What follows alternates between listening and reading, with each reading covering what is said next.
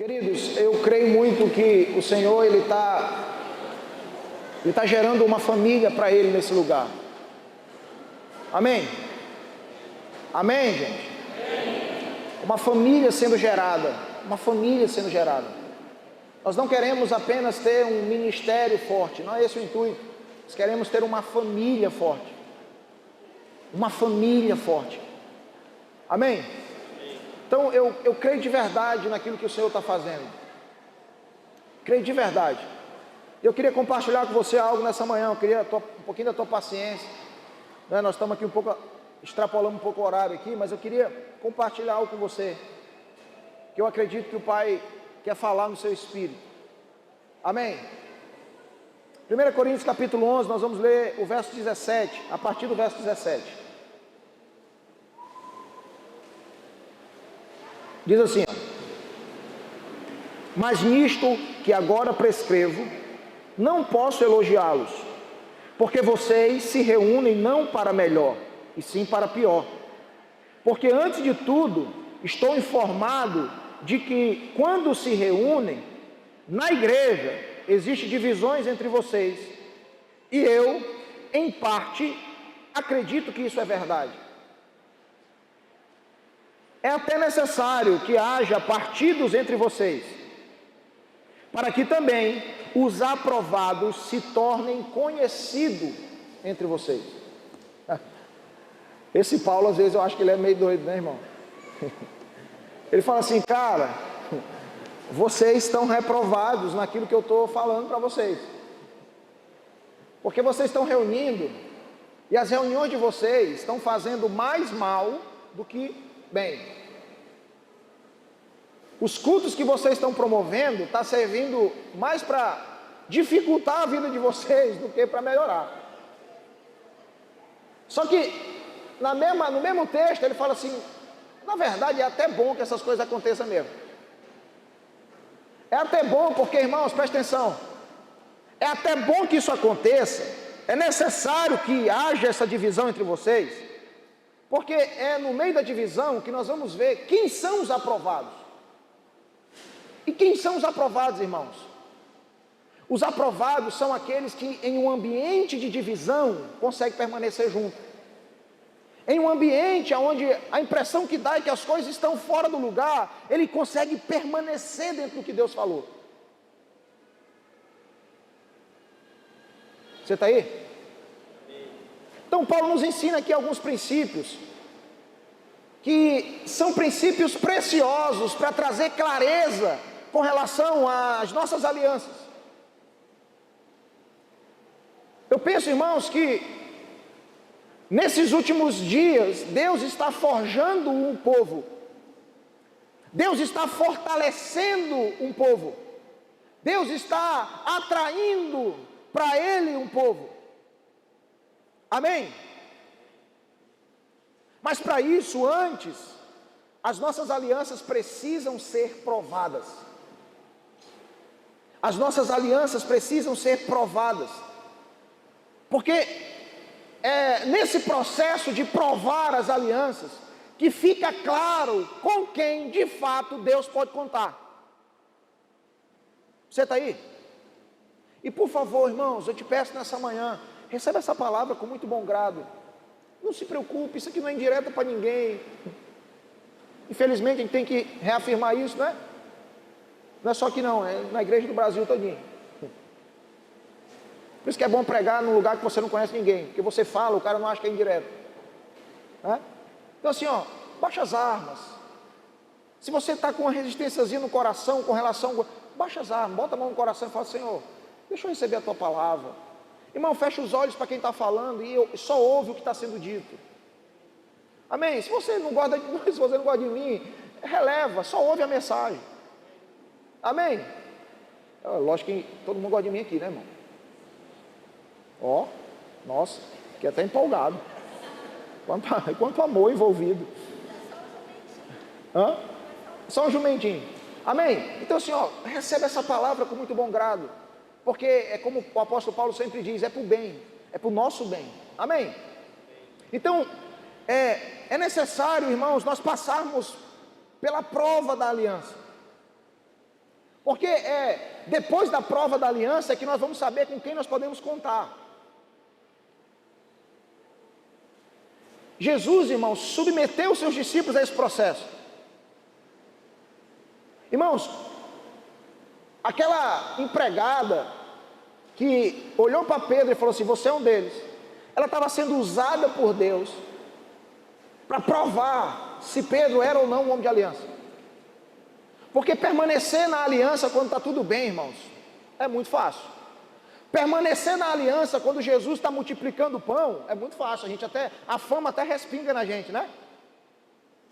Ele está multiplicando o pão, multiplicando o peixe. Eu faço parte da equipe apostólica dele. Faço parte da equipe apostólica de Jesus. Agora, permanecer na aliança quando o apóstolo está crucificado, aí é outra história. Permanecer na aliança quando está tudo bem, tranquilo demais.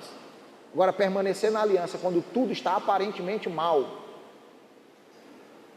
Então, às vezes, Deus submete, irmãos, nos submete a uma prova. Prova da aliança, prova dos relacionamentos. E nós não podemos resistir. Porque se eu resisto à prova da aliança, irmãos, eu vou me tornar inadequado para cooperar com aquilo que Deus quer fazer. Porque o que Deus quer fazer, Ele não quer fazer através de um homem, Ele quer fazer através de um povo. Então, antes de sermos usados por Deus, Deus vai nos aproximar uns dos outros. Porque até para conhecer a Deus, eu não consigo conhecer sozinho. O apóstolo Paulo vai dizer que é juntamente com todos os santos que nós iremos conhecer a estatura do amor de Deus, a largura, a profundidade, a altura. Então, o conhecimento do amor de Deus não será revelado para um homem, será revelado para um povo. É juntamente com todos os santos. Quantos estão entendendo isso? Você está aqui nessa reunião, nessa manhã, irmão? Então não se engane. Não, Deus está me isolando para se revelar para mim. Não, querido, Deus se revela no meio das relações. Ah, pastor, como que eu vou alcançar a paciência de Jesus? É se relacionando com o irmãozinho que tira a tua paciência. Aleluia, igreja. Eu sei que essa não é uma palavra para dar glória a Deus, né?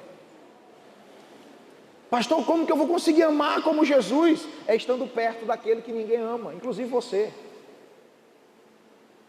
Então é juntamente com todos os santos que nós vamos começando a conhecer as profundezas de Deus.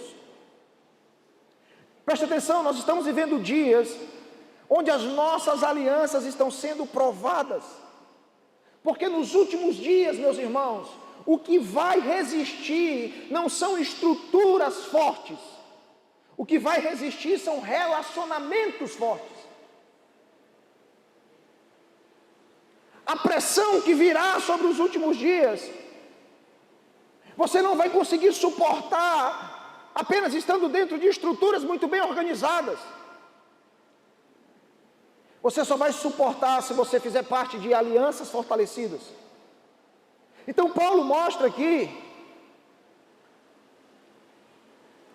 para a igreja de Corinto que as suas reuniões precisavam ser reuniões de pessoas aliançadas, de pessoas que estavam inseridas numa aliança. Porque se assim não for, se nós nos reunirmos fora da aliança, nós estaremos fazendo mal para o corpo. Ele fala assim: cara, vocês não se reúnem para o melhor, vocês se reúnem para o pior. Por quê? O problema é a reunião? Não, o problema é a aliança que não tem. Quantos estão entendendo isso, irmãos? Preste atenção numa coisa, irmãos.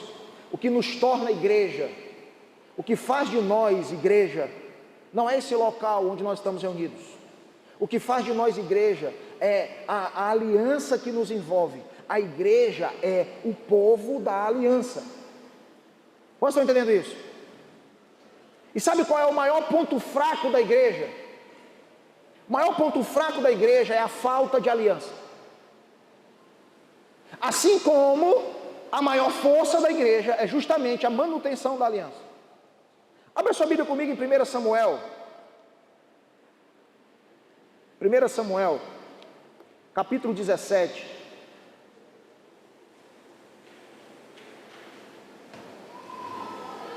Semana passada, aliás, semana retrasada, esses dias para trás aí, a gente estava em Imperatriz com o pastor Paulo Júnior. E cara, foi um tempo assim muito enriquecedor. Se você não conhece, depois você procura na rede social aí, é um homem da palavra. O cara sentou 9 horas da manhã, começou a falar de Jesus, foi levantar às 5 horas da tarde, porque tiraram ele de lá. Não, pastor, vamos, você tem que descansar. Nós nos encontramos quinta-feira no café, e ele foi parar de falar sexta-feira à noite, porque levaram ele para o aeroporto, senão o homem ia perder o voo. Então foi muito enriquecedor. E uma das coisas que nós aprendemos com ele, eu quero compartilhar com você aqui rapidinho, esse pensamento que ele... 1 Samuel capítulo 17, no verso 26.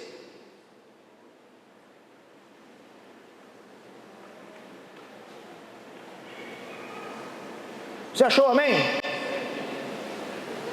Diz assim, ó: então Davi perguntou aos homens que estavam perto dele: o que será dado ao homem que matar esse filisteu e livrar Israel de tal afronta? Quem é esse filisteu incircunciso para afrontar o exército do Deus vivo? Você conhece essa história. A Bíblia diz que o pai de Davi entrega para ele uma missão. E qual é a missão? Levar comida para os seus irmãos. Essa é a missão. Servir os irmãos. Só que essa missão, ela não pode ser desenvolvida com irresponsabilidade. Quando eu leio essa história, uma das coisas que me marca muito é a responsabilidade de Davi. A Bíblia diz que ele estava cuidando de ovelhas. Aí o pai fala assim: Davi, você precisa levar comida para os seus irmãos. A Bíblia diz que ele pega as ovelhas e deixa sob o cuidado de um pastor. Aí ele pega a comida, vai levar para os irmãos. Quando ele chega lá, ele percebe que tem um guerreiro filisteu afrontando o exército de Israel. A Bíblia diz que ele pega a comida e deixa aos cuidados de alguém, e aí ele vai lá saber o que está acontecendo. Ele nunca deixa solto. Tudo o que ele tem, ele sempre deixa protegido, ele sempre deixa guardado. Você está aí? Só abrindo parênteses rapidinho. Não, eu desenvolvo algo, rapaz, Deus me chamou. Ah, senhor, eu vou largar isso aqui de mão, eu vou para onde Deus me chamou. Não, querido. Se Deus colocou algo na sua mão, é responsabilidade sua proteger aquilo que Deus colocou para você fazer. Porque nós somos assim, irmãos, infelizmente nós fazemos parte de uma geração que anda por proposta. Eu recebi algo aqui, se a proposta dali for maior, eu esqueço o que eu estou fazendo aqui, e eu me envolvo naquilo que... Você está entendendo isso? A gente não tem responsabilidade de proteger aquilo que o Senhor já nos deu, e por isso a gente perde. Deixa eu te falar uma coisa, tome cuidado com propostas, porque muitas das vezes a proposta é a ferramenta que o nosso inimigo usa para nos tirar do propósito. Geralmente, irmãos, quando o inimigo das nossas almas quer nos arrancar do propósito, ele nos faz uma proposta. E deixa eu te contar um segredo, as propostas não são ruins, o diabo não vem vestido com rabo, tridente e chifre. Você está entendendo isso? Então tome muito cuidado com as propostas, ela pode arrancar você do propósito. Seja responsável com aquilo que Deus já te deu. Você não pode começar novos ciclos sem fechar os ciclos antigos. Seja responsável com aquilo que você já alcançou. Por isso que a palavra vai dizer que naquilo que vocês já alcançaram, nisso vocês devem permanecer.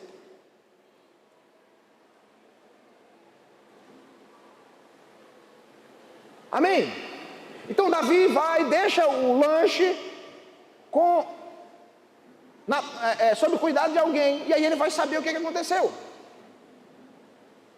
Davi chega diante de um gigante que está afrontando o exército de Israel. E aí ele chega querendo saber, gente, quem derrotar esse cara que está afrontando o exército aí ganha o quê? Eu quero que você observe uma coisa. Primeiro, o exército de Israel estava intimidado. Completamente intimidado. E meus irmãos, esses últimos meses eu tenho sentido um espírito de intimidação nessa casa. Se você continuar lendo, irmãos, você vai ver que o irmão mais velho de Davi vem até ele e fala assim: eu te conheço, viu? Você está querendo aparecer aqui. Por que você está querendo derrotar o gigante? Quem você pensa que é? E começa a intimidar aquele que estava envolvido na missão de servir os seus irmãos. Você está pegando aí? Aqueles que estão dispostos a servir os irmãos sempre vão precisar lidar com o espírito de intimidação. E geralmente são os irmãos mais velhos, aqueles que se acham mais maduros. Você está entendendo isso? Então Davi tem que passar por isso, porque o exército está intimidado. Irmãos, Golias impôs medo sobre os guerreiros, inclusive sobre o rei. O rei estava acuado. E aí o exército de Israel passa a ter um alvo. Eles começam a focar em Golias. Golias passou a ser o alvo da atenção daquele exército.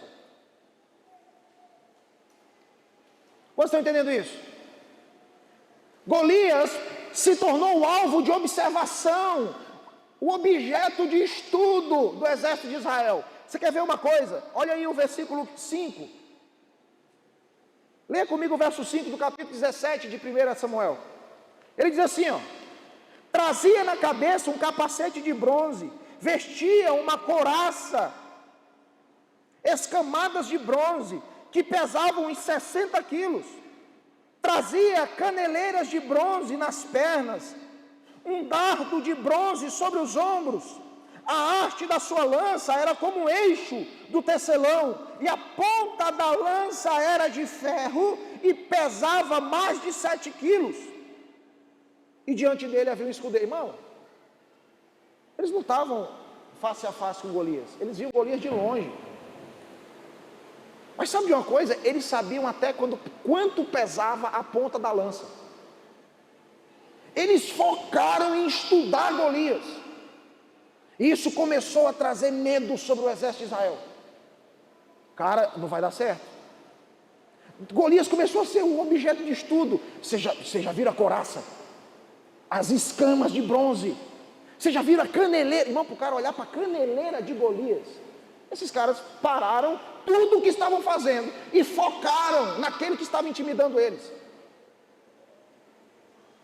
Meus amigos, deixa eu falar um negócio para você. Nós não vamos parar por causa de intimidação.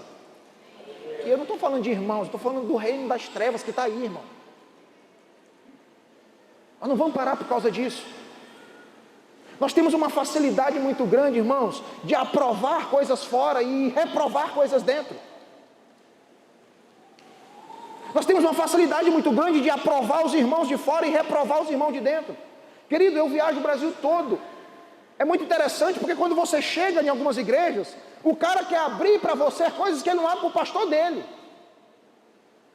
Por quê? Porque nós aprovamos os de fora e reprovamos os de dentro. Porque a intimidade que nós temos era para nos aproximar, mas ela nos distancia. Se você for para dentro da minha casa e começar a me conhecer, você vai saber que eu sou carga torta, irmão. Sou ruim, macho. Sou chato. E isso é para nos aproximar. Nós vamos conhecer as nossas dificuldades para nos aproximar. Só que isso nos distancia. Aí eu chego na igreja por aí, o cara: pastor, eu queria ter um tempo com o senhor. Fala, meu irmão. Não é porque, assim, ó, a minha vida... Cara, você já falou isso para o seu pastor? Aí você desarma o cara. Porque a gente sempre está olhando para o de fora. A gente sempre está valorizando o de fora. A gente acha que o que vem de fora é sempre melhor. É assim. A adoração tem que ser dos Estados Unidos. O negócio tem que ser igual à Europa. Irmãos, Deus está fazendo algo no Nordeste brasileiro. Deus está fazendo algo no Brasil. Deus está fazendo algo no Maranhão. E por mais que você ache que não, Deus está fazendo algo nessa casa. Tem gente boa aqui, você sabia? Tem homem de Deus aqui, você sabia? Por mais que Golias diga assim, tem guerreiro aí em Israel, todo mundo intimidado. Aqui não. Ei, meu amigo, tem. Pode não ser nos padrões que você acha que tem que ser, pode não ser da altura de Golias, pode ser baixinho como Davi, mas tem guerreiro em Israel, tem homem de Deus em Israel. Irmãos, essa casa tem missionários, essa casa tem homens de Deus, nós temos missão aqui também. Você está entendendo isso? Só que eles pararam de olhar porque eles estavam desenvolvendo. Para aqueles que poderiam, irmãos, cara, deixa eu te falar uma coisa, Israel não era obrigado a aceitar a proposta dos filisteus. Manda um daqui que eu vou mandar um de lá. Beleza, não, meu amigo, nós vamos é todo mundo para cima de você, que aqui ninguém age sozinho não. Qual era o problema de um exército contra Golias? Então eles começaram a observar o intimidador. A lança pesa, a couraça pesa e tal. Então Davi está diante de um contexto de intimidação. Foi nesse contexto que Davi chegou. O exército sendo acuado. Sabe de uma coisa? Davi observou o ponto fraco. Nós estamos falando de homens de aliança, amém? Nós estamos falando de um povo de aliança, amém? Você está entendendo isso? Então Davi chega nesse contexto. O exército sendo acuado. Estava na boca do povo as dimensões da armadura de Golias. Toda esquina que chegava, o papo era, você está vendo lá o gigante? Bicho, tu já olhou o tamanho da lança? Você já olhou a couraça? A caneleira? Meu irmão, a caneleira é violenta. Você acredita que a ponta da lança pesa 11 quilos? Moço, aquilo ali deve ser pesado demais. O assunto era esse. Davi, irmão, se você continuar lendo lá na frente, ele pergunta o que iria ganhar. Aí alguém responde. Aí o irmão chega, confronta ele sai de lá, pergunta, outra pessoa já responde. Por quê? Porque todo mundo sabia, o assunto estava no meio do povo. E macho, o homem é gigante, pai, quem ganhar ele, quem derrotar vai ganhar isso, vai ganhar aquilo. Esse é o assunto do momento. Você está entendendo isso? Porém, irmãos, enquanto o exército de Israel olhava para as dimensões da armadura, Davi conseguiu encontrar um ponto fraco naquele poderoso guerreiro. E sabe qual era um ponto fraco? Davi viu que ele era incircunciso. O assunto era a ponta da lança, a tornozeleira, o colete, pá, e não sei o que. Davi falou, ei gente, esse cara não tem aliança. Esse cara é incircunciso. Ei, meus amigos, vocês não estão conseguindo ver. Nós não vamos perder para esse cara não tem aliança. Apesar de estar aqui nos intimidando, ele não é um homem de aliança. Isso é um ponto fraco. Nós vamos derrotar, meu amigo.